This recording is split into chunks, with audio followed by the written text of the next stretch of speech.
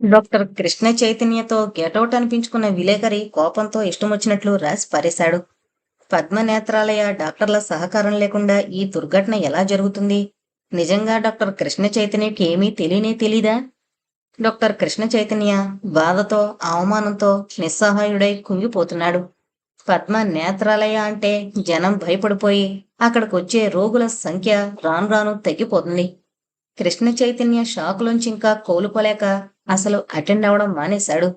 వచ్చిన కేసులు అతని అసిస్టెంట్లే చూస్తున్నారు. రంజిత అతని దగ్గరకొచ్చింది. సార్, మీ హాస్పిటల్కి వచ్చిన అపోవాదు నాకు కూడా బాధ కలిగిస్తోంది. మీకు అభ్యంతరం లేకపోతే మీ హాస్పిటల్లో డాక్టర్స్ అందరి వాయిస్లు హేమసుధ గారికి, మందాకినికి వినిపిస్తాను. తాము విన్న గొంతులు అవి కాదంటే మీకు రిలీఫ్గా ఉంటుంది కదా అంది. నాకేం అభ్యంతరం లేదు అన్నాడు కృష్ణ చైతన్య నిర్లిప్తంగా.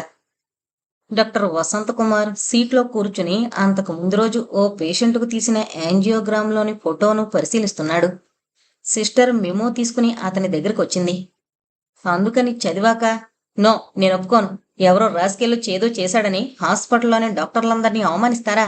వాళ్ళందరూ పోలీస్ డిపార్ట్మెంట్ చేసే డర్టీ ప్రొసీజర్స్కి ఆన్సర్ ఇవ్వాలా? దిస్ ఈజ్ డిస్గ్రేస్ఫుల్ అంటూ కాగితాన్ని విసిరి పారేసి కుర్చీలోంచి లేచి నిలబడ్డాడు. సిస్టర్ ఆ 6 అడుగుల విగ్రహాన్ని ఆశ్చర్యంగా చూస్తోంది. ఆ మొహంలోని ఎర్రదనం ఎందుకో ఆమెకు భయం కలిగించింది.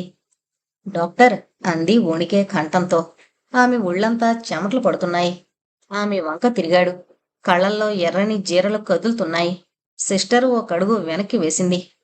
నో, హాస్పిటల్ ఇలాంటి న్యూసెన్స్ జరగడానికి వీల్లేదు. బలవంతం చేస్తే రిజైన్ చేసేస్తాను, వెళ్ళు అని గట్టిగా అరిచాడు. రంజితకి ఎంతకో నిద్ర పట్టడం లేదు. రాత్రి ఇంచుమించు 1 గంట దాటిపోయింది. ఇంట్లో ఆమె ఒక్కతే ఉంది. తన తల్లిదండ్రులకు తానొక్కతే సంతానం. ఎంతో గారాబంగా పెంచుకున్నారు. కూతుర్ని పోలీస్ డిపార్ట్మెంట్లో చేర్చడం వాళ్ళకి ఎంతమాత్రం ఇష్టం లేదు. తల్లైతే పోట్లాడి ఏడ్చింది కూడా. తనకు మొదట్నుంచి ఈ శాఖ అంటే ఇష్టం. చాలామంది అమ్మాయిలు డాక్టర్లవ్వాలని, ఆఫీసర్లవ్వాలని కలలు కంటారు. తనకు పోలీసు శాఖలో చేరి అన్యాయాన్ని, అరాచకాన్ని ఎదుర్కొంటూ, అక్రమాలతో పోరాడుతూ, కష్టంతో కూడిన మంచిని ఎన్నుకుంటూ, అధర్మాన్ని తరుముకుంటూ జీవితాన్ని గడపాలన్నది ఆమె ఆశయం. అందుకే వాళ్ళ మమతల్ని ఛేదించి, అభిప్రాయాలను వ్యతిరేకించి ఈ ఉద్యోగాన్ని ఎన్నుకుంది. తల్లిదండ్రుల దగ్గరుంటే వాళ్ళ ఆపేక్ష, అనురాగాలు అడుగడుక్కి ఉద్యోగ ధర్మానికి అడ్డు తగులుతూ ఉంటాయి. అందుకే కొంత కఠినంగానే ప్రవర్తించి వాళ్ళని స్వంత గ్రామంలోనే ఉంచి వచ్చేసింది. చూడాలనిపించినప్పుడు తానే వస్తానని వాళ్లకు నచ్చజెప్పింది. తెరిచున్న కిటికీలోంచి వెన్నెల కాంతి పక్కం మీదకు విరజిమ్ముతున్నట్లు వాలుతోంది. పక్కకి ఒత్తిగిల్లి పడుకుని చూస్తుంటే ఆకాశంలో నక్షత్రం పరుగులు తీస్తున్నట్లు అనుభూతి. జరుగుతున్న దుర్ఘటనలే మనసును తొలిచివేస్తున్నాయి. ప్రపంచ చరిత్రలో ఇలా ఎప్పుడైనా జరిగిందా? హాస్పిటల్లో ప్రవేశించి బహిరంగంగా వీల్చైర్లో ఓ ప్రఖ్యాత నటిని తీసుకువెళ్లి ఆపరేషన్ థియేటర్లో ఈ కార్యక్రమం నిర్వహించాడంటే అతను ఎంత గుండెలు తీసిన బంటే ఉండాలి. ఆమెను వేధిస్తోన్న ప్రశ్నలు. ఎంతవరకు పిరికివేయబడ్డ కనుగుడ్లు ఏం చేయబడ్డాయి? కనుగుడ్లు అవసరమైనప్పుడు ఆ అవసరాన్ని తీర్చుకోవడం కోసం మొరటగా ప్రవర్తించక అనుభవం ఉన్న సర్జన్లా చాలా సైంటిఫిక్గా నిర్వహించడానికి కారణం ఏమిటి? ఆ మనిషి డాక్టరా? కనుగుడ్లు కావాలనుకుంటే ఎంతోమంది అమాయకుల్ని, మామూలు మనుషుల్ని ఎన్నుకోవచ్చు. చాలా ఎరిస్ట్రోకట్ ఫ్యామిలీకి చెందిన ఓ యువతి ఓ ప్రఖ్యాత సినీ నటిని ఎన్నుకోవడానికి కారణమేమిటి? మందాకినికి, హేమసుధకు ప్రత్యక్షంగా గాని పరోక్షంగా గాని ఏమైనా సంబంధం ఉందా? హేమసుధ ఇంట్లోంచి ఓ ఆజానుబాహుడైన వ్యక్తి బయటకు రావడం చూసింది. హేమసుధ తల్లి, ఆమె పేరు కల్పవల్లి అని గుర్తు, ఎవరూ రాలేదని చెప్పింది. ఆమె అబద్ధం చెప్పినట్లు అర్థమవుతోంది. ఎందుకు అబద్ధం చెప్పినట్లు? ఆ వ్యక్తి కారు నెంబరు చూసింది, అడ్రస్ తెలుసుకుంది. రేపొద్దుట అతన్ని కలుసుకోబోతుంది. ఈలోగా హేమసుధ ఇంటి దగ్గర మఫ్టీలో ఉన్న పోలీసుల్ని నిఘా ఉంచింది. ఆ ఇంటికి ఎవరొస్తోన్నా, ఇంట్లోంచి ఎవరు పోతున్నా వివరాలు నోట్ చేసుకోమంది. రేపు ఆ వ్యక్తిని కలుసుకోవాలి. పద్మనేత్రాలయలో డాక్టర్లందరినీ కలుసుకుని వాళ్ల గొంతులు హేమసుధ వినేలా ఏర్పాటు చెయ్యాలి. ఆ తర్వాత ఉన్నట్టుండి బెడ్ లైట్ ఆరిపోయింది. ఫ్యాన్ తిరగడం మానేసింది. కరెంటు పోయినట్లుంది. కిటికీలోంచి పడుతున్న వెన్నెల వల్ల ఆమె కళ్ళు నిశితంగా చూడ్డానికి ఆ వెలుగు సరిపోతూ ఉండడం వల్ల ఇబ్బందేమీ కలగలేదు. అంతకంటే చీకటిగా ఉన్న ఆమె కళ్ళు ఆ చీకట్లని చీలుస్తూ దృష్టిని సారించగలవు. రంజిత పక్క మీద పడుకుని ఆలోచిస్తోంది. మామూలు మనిషికైతే రక్తాన్ని కరుడు కట్టించే నిశ్శబ్దం. తల తిప్పి చూసింది. ఆకాశంలో కదిలినట్లు కనిపించే నక్షత్రాలు. బయటేదో అలికిడేనట్లయింది. రంజిత చాలా శ్రద్ధగా వింది. బయటెవరో నడుస్తోన్న అడుగుల చప్పుడు. ఆమె కదల్లేదు.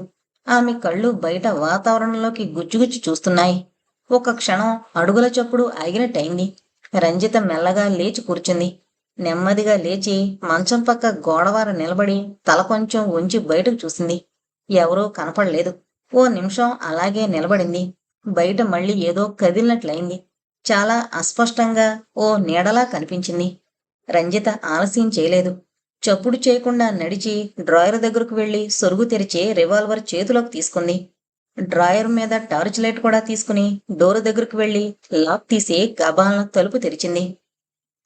క్షణమాత్రం ఏదో సవ్వడి. ఎవరో దూకినట్లు. రంజిత టార్చ్ లైట్ వేసి ఇంటి ముందున్న చిన్న గార్డెన్లోని చెట్ల మీదకి ఫోకస్ చేసింది. ఎవరూ కనపడలేదు. డోరు బయటనుంచి లాక్ చేసి మెట్లు దిగి మొక్కల వైపు వెళ్ళింది. కుడి చేత్తో రివాల్వర్ ఏ సెకండ్లో అయినా ఉపయోగించేటట్లుగా పట్టుకుని ఎడమ చేత్తో టార్చ్ లైట్ ఫోకస్ చేస్తూ ఆ ప్రదేశమంతా గాలించింది. కాంపౌండ్ వాళ్ళ దగ్గరకొచ్చి రోడ్డు మీద కూడా రెండు వైపులా లైటు వేసి చూసింది. మళ్ళీ లోపలికొచ్చి ఇంటికి ఉత్తరం వైపు, దక్షిణం వైపు, వెనక భాగానున్న జాగా అంతా చూసింది. ఎవరూ కనపడలేదు. సర్వత్రా నిశ్శబ్దం వ్యాపించుంది. మళ్ళీ ముందు భాగంలోకొచ్చి మెట్లెక్కి వరండాని చుట్టూన్న రైలింగ్కి ఆనుకుని 5 నిమిషాల పాటు నిలబడింది. ఎక్కడా ఏ అలికిడి లేదు. డోరు తెరిచి ఇంట్లోకొచ్చింది. బెడ్ పక్కనే ఉన్న ఫోన్ రింగ్ అవుతోంది. ఆమె కోసం ప్రత్యేకంగా ఏర్పాటు చేసిన ఫోన్ అది. రిసీవర్ అందుకుని హలో అంది. అవతల నుంచి జవాబు లేదు. హలో అంది రంజిత మళ్ళీ. అవతల నుంచి చిన్న నవ్వు. తర్వాత ఫోన్ డిస్కనెక్ట్ అయిపోయింది. రంజిత అధునాతనంగా కట్టబడిన ఓ మేడ ముందు కారాపి బయటకు దిగింది. గేట్ పక్కగా చిన్న నేమ్ ప్లేట్ ఉంది. దానిమీద ప్రఫుల్ల కుమార్ అని రాసుంది. కింద డిగ్రీ కానీ, ఉద్యోగం కానీ, వృత్తి గాని ఏమీ లేదు. గేటు తీసుకుని లోపలికి వెళ్లి బజర్ నొక్కింది. లోపల నుంచి ఎవరో నడిచొస్తోన్న చప్పుడు. తర్వాత తలుపు తీయబడింది. లోపల ఆ రోజు హేమసుధ ఇంట్లోంచి బయటకొచ్చి కారెక్కి వెళ్లిపోయిన యువకుడు నిలబడున్నాడు. పైజామా, లాల్చీ వేసుకుని అంతకుముందే స్నానం చేసినట్లు ఫ్రెష్గా ఉన్నాడు. ఆమె వంక కనుబొమ్మలు కొంచెం ముడివేసి ప్రశ్నార్థకంగా చూశాడు. ప్రఫుల్ల కుమార్ గారిని కలుసుకుందామనొచ్చాను అంది రంజిత. నేనే ప్రఫుల్ల కుమార్ని. రంజిత తన ఐడెంటిటీని దాచలేదు. తాను ఓ రహస్య గూఢచారిణిగా పనిచేయడం లేదు. ఎవరిని కలుసుకున్నా అఫీషియల్గానే కలుసుకుంటోంది. ఇప్పటికే తన గురించి చాలా మందికి తెలిసింది. తానెవరో ఇతరులు తెలుసుకోలేరు అనుకోవడం హాస్యాస్పదంగా ఉంటుంది. అతని మొహంలో రంగులు మారాయి. లోపలికి రండి అన్నాడు. రంజిత గుమ్మం దాటి గదిలోకి అడుగు పెట్టింది. ఆమె లోపలికి రాగానే టక్కుమని చప్పుడుతో తలుపు మూసుకుంది. ఆమె తల వెనక్కి తిప్పి చూసి మౌనంగా ఊరుకుంది. ఏమీ వ్యాఖ్యానం చేయలేదు. అదో ఆఫీసు గదిలా అమర్చుంది. తూర్పు వైపు మొహం పెట్టున్న రివాల్వింగ్ చైరు, దాని ముందు ఖరీదైన గ్లాస్ వేసున్న గాడ్రేజ్ టేబుల్, ఇటువైపు 3 స్టీల్ చైర్సు, గోడకు ఆంచి వేసున్న సోఫాలు. కూర్చోండి అన్నాడు. ఆమె అతని వంక పరిశీలనగా చూసింది. ఇంచుమించు 6 అడుగుల పొడవు, బలిష్టమైన శరీరం, ముఖంలో కళ ఉట్టిపడుతోంది. ఏంటలా చూస్తున్నారు? ఏం లేదు అని తల పక్కకు తిప్పుకుంది. అలా కళ్ళార్పకుండా నా వంక చూసే అందమైన అమ్మాయిలంటే నాకు చాలా ఇష్టం. రంజిత అతని వైపు కోపంగా చూసింది. నేను మీ దగ్గరకు ఆ అమ్మాయిల గురించి మీ అభిప్రాయాలు వినడానికి రాలేదు. ఆ అమ్మాయిల గురించి మీ అభిరుచి ఏంటో తెలుసుకుందామని రాలేదు అంది. ఈ 2 పాయింట్లు కరెక్టే అని ఒప్పుకుంటాను. కానీ చూశారు, నా మనసులోకొచ్చిన ఆలోచనలు ఎప్పటికప్పుడు బయట పెట్టకపోతే నాకు తోచదు. అదే నాతో వచ్చిన చిక్కు. అలాగా అంది రంజిత. అవునండి. మిమ్మల్ని కొన్ని ప్రశ్నలు అడుగుతాను. అడగండి. ఆగండి. మీరు కాఫీ తీసుకుంటారా, టీ తీసుకుంటారా, లేదా కూల్ డ్రింక్స్? ఇప్పుడేమీ అక్కర్లేదు. అయినా బాయ్ కూడా ఇంట్లో లేడులేండి. ఫ్రిడ్జ్లో కూల్ డ్రింక్ ఒకటి ఉంటే రాత్రి తాగేశాను. అడగండి. మీరు ఊళ్ళో ఎన్నాళ్ళ బట్టి ఉంటున్నారు? 5-6 నెలల నుంచి. అంతకుముందు ఎక్కడుండేవాళ్ళు? బొంబాయిలో. అక్కడ ఏం చేసేవాళ్ళు? మాకు మొదటి నుంచి తెలిసిన సింధీస్ ఫ్యామిలీ ఒకటుంది. వాళ్ళు డైమండ్స్ బిజినెస్ చేస్తారు. వాళ్ళ కంపెనీలో వర్కింగ్ పార్ట్నర్గా ఉండేవాణ్ణి. వాళ్ళ అడ్రస్ మీ దగ్గరుందా? ఉంది అని డ్రాయర్ తెరచి సొరుగులోంచి విజిటింగ్ కార్డు ఒకటి తీసిచ్చాడు. మీరిక్కడ ఎంక్వైరీ చేస్తే నా గురించి చెబుతారు. ఇక్కడికి దేనికొచ్చారు? 2 ఆలోచనలతో వచ్చాను. ఒకటి సొంతంగా బిజినెస్ చేద్దామని, 2 సినిమాల్లో చేరదామని. సినిమాల్లో చేరదామనా? అవును. నా పర్సనాలిటీ బావుంటుందని అందరూ అంటారు. మీరు చెప్పండి, బావుంటుందంటారా? నేనడిగిన ప్రశ్న అది కాదు. సరే అయితే. నా పర్సనాలిటీ బావుంటుంది కాబట్టి సినిమాల్లో చేరమని ఫ్రెండ్స్ సలహా ఇస్తే ట్రై చేద్దామని ఇక్కడికొచ్చాను. బొంబాయిలో కూడా ఫిల్మ్ ఇండస్ట్రీ ఉంది కదా! అక్కడే ట్రై చేయలేకపోయారా అని మీరడగొచ్చు. ఆ పాయింటు కరెక్టే. నేనడగలేదు. అడక్కపోయినా ఆ పాయింటు కరెక్టే. కానీ అక్కడ మనల్ని తలదన్నే పర్సనాలిటీస్ ఉన్నాయి. అయినా నా మాతృభాష తెలుగు. ఈ 2 పాయింట్లు దృష్ట్యా ఇక్కడికొచ్చాను. కొంతమంది ప్రొడ్యూసర్స్‌ని, డైరెక్టర్స్‌ని కలుసుకున్నాను.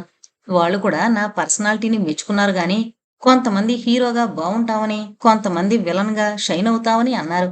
ఏం చెయ్యాలో తెలీక డైలమాలో పడి హీరో వేషం వేస్తే హీరో, విలన్ వేషం వేస్తే విలన్ ఏదోకటి చేసేద్దామన్న నిర్ణయానికొచ్చాను. మీరు చెప్పండి. నన్ను హీరోగా వేయమంటారా? విలన్‌గా వేయమంటారా? నేనడిగిన ప్రశ్న అది కాదు.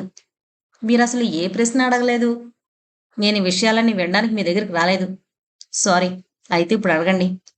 మీకు హేమసుధ గారు తెలుసా? ఏ హేమసుధ గారు? సినిమా నటి. ఓహో! ప్రఖ్యాత సినీ తార హేమసుధ గారా? తెలీదు. ఆవిడని ఎప్పుడైనా చూసారా? చూడలేదు. ఆమె ఇంటికి ఎప్పుడైనా వెళ్లారా? వెళ్ళలేదు. రంజిత్ అతని కళ్ళల్లోకి సూటిగా చూసింది. బాగా ఆలోచించి చెప్పండి. హేమసుధ గారింటికి మీరెప్పుడూ వెళ్ళలేదు? అతను కళ్ళు మూసుకుని మౌనంగా ఉండిపోయాడు. ఏంటి జవాబు చెప్పరేం? మీరు ఆలోచించమన్నారుగా, ఆలోచిస్తున్నాను. జరిగిన దానికి ఎంతసేపు ఆలోచిస్తారు? వెళ్ళలేదు. అక్కడ నన్ను చూడలేదా? అసలు వెళ్ళంది ఎలా చూస్తానండి? మీరు దారుణంగా అబద్ధం చెప్తున్నారు. మీరు ఆ ఇంట్లోంచి వస్తుండగా నేను చూశాను. మీరు కూడా నన్ను చూశారు. చూడలేదు. అందమైన అమ్మాయిని ఒకసారి చూస్తే నేను మరిచిపోను. సరే అంటూ ఆమె లేచి నిలబడింది. ఇంతలో ఆమె దృష్టి అల్మరాలో ఉన్న ఒక వస్తువు మీద పడింది. ఏంటిది? సిరంజి కదూ? అంటూ దగ్గరికెళ్ళింది. అల్మరాకున్న అద్దంలోంచి లోపల చిన్న ప్లాస్టిక్ ట్రేలో ఉన్న 5 సీసీ సిరంజి కనిపించింది. మీరు డాక్టర్ కాదనుకుంటాను. కాను. అయితే ఈ సిరంజి ఇక్కడ ఉండాల్సిన అవసరం ఏమొచ్చింది? బలంగా ఉండడానికి అప్పుడప్పుడు బి కాంప్లెక్స్ ఇంజెక్షన్లు చేసుకుంటూ ఉంటాను.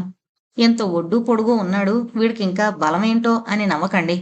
విలన్ వేషాలేస్తే ఫైటింగులకి వాటికి హీరో గట్టిగా దెబ్బలు కొడితే ఓర్చుకోవడానికి ఇంకా బలం అవసరం కదండి. అందుకని.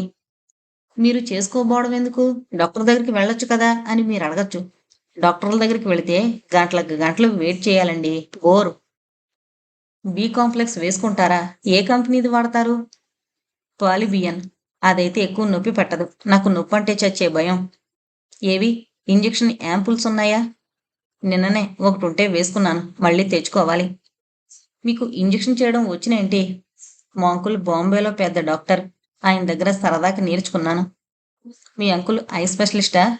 కాదు. ENT specialist. మీకేమన్నా ఇయరు, నోసు, త్రోటు ట్రబులుంటే చెప్పండి. చిటికలో డయాగ్నోస్ చేసి నయం చేసి పారేస్తాడు. కావాలంటే రికమెండేషన్ లెటర్ రాస్తాను.